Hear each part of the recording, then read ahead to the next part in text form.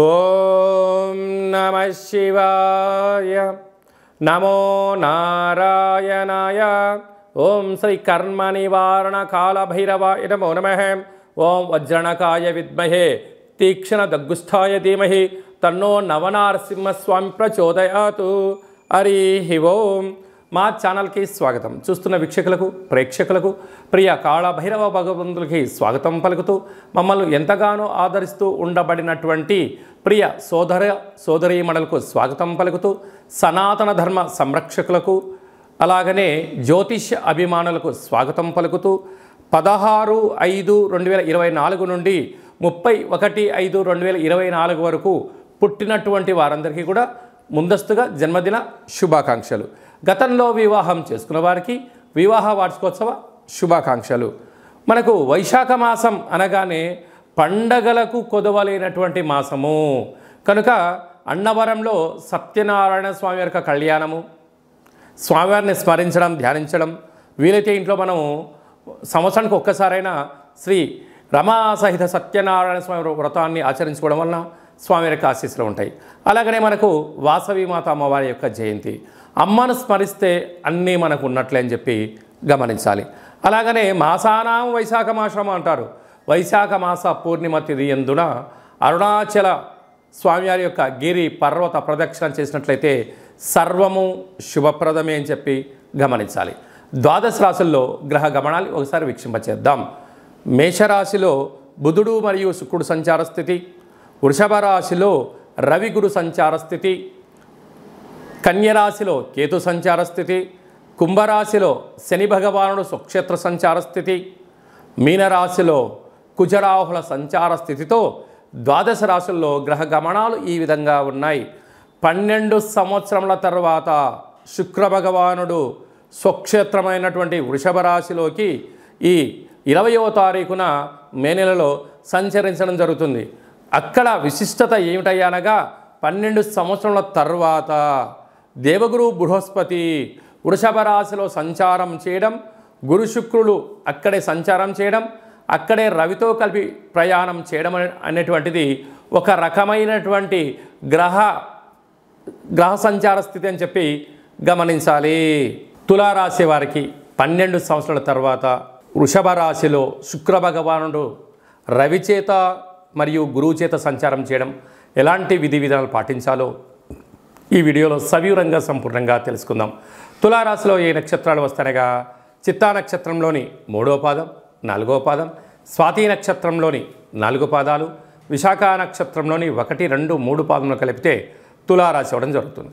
చాలామందికి పుట్టినటువంటి కాల సమయంలో డేటా బర్త్లు లేనటువంటి కారణం వలన పేరు యొక్క మొదటి అక్షరాన్ని అనుసరిస్తూ రాశిని తెలుసుకునే ప్రయత్నం అవుతుంది.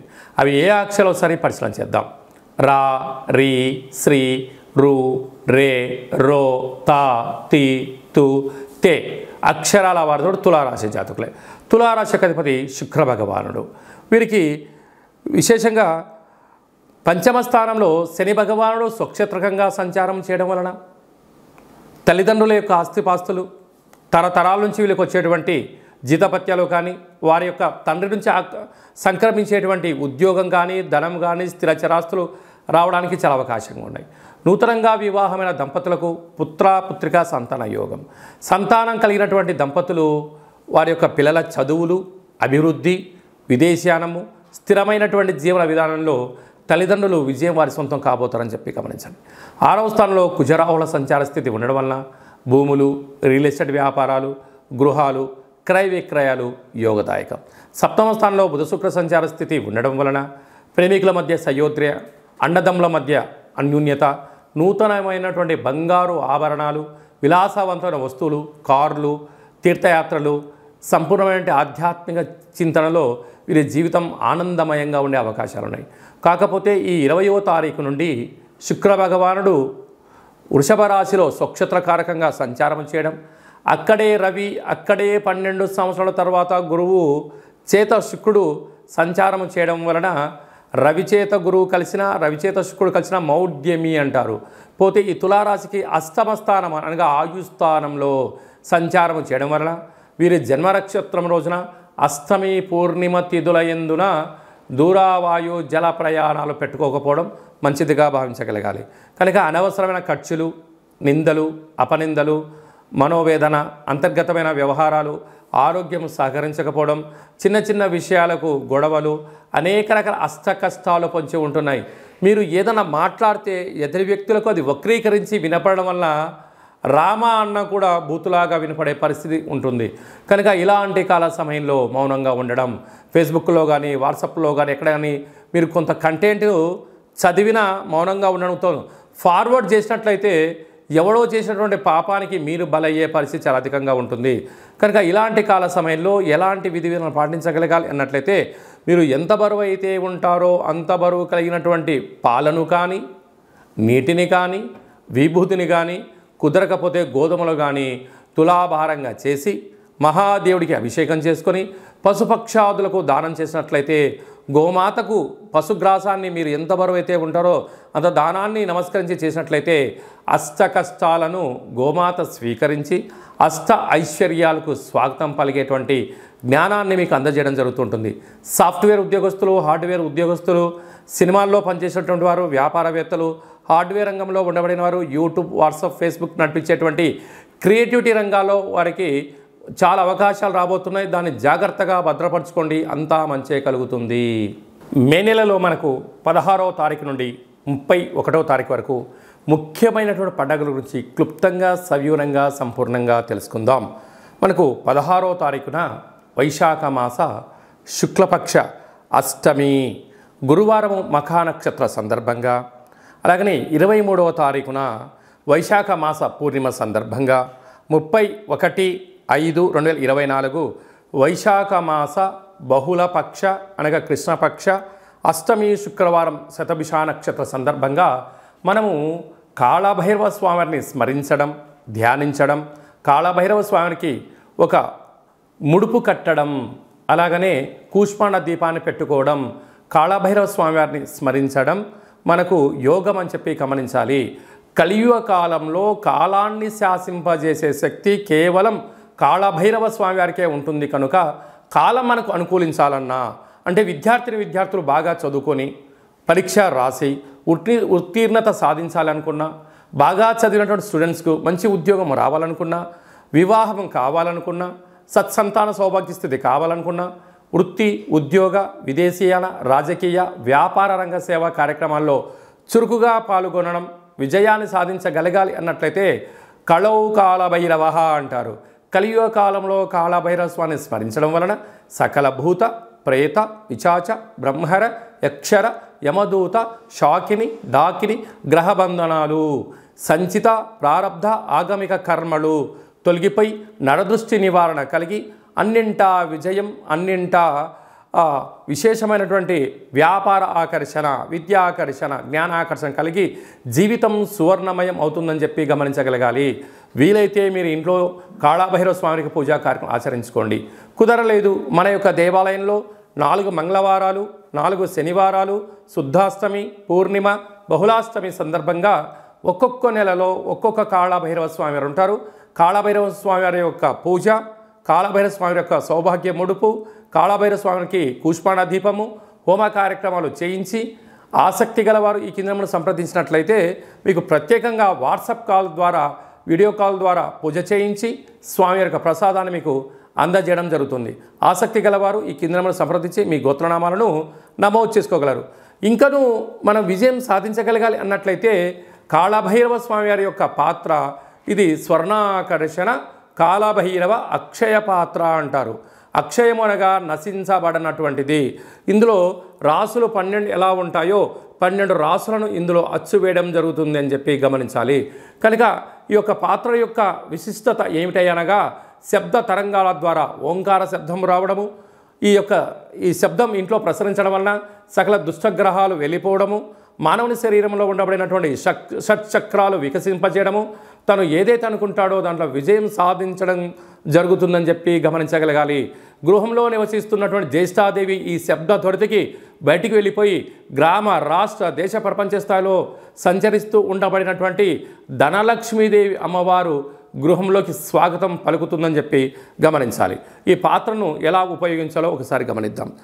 ఓం కాళభైరవాయ నమః. హరి ఓం.